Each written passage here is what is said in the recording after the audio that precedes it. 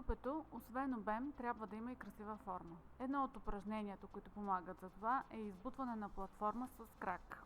Изходно положение. Облягаме се добре на седалката, работещия крак поставяме на работната платформа и пренасяме тежестта на пети. Аз дори отлепям пръстите си на краката, за да може още по-добре да натисна на пети, за да включа добре работещия мускул. Естествено, най-главното тук е да се концентрираме върху работещия мускул, това е долната част на дупето. Ако няма връзка мозък-мускул, то 50% от работата е неефективна.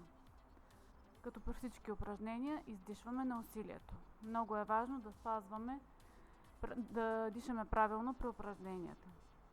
При самото избутване леко може да завъртите коляното си във външната посока, така още по-добре ще обезпечите работата в долната част на дупето.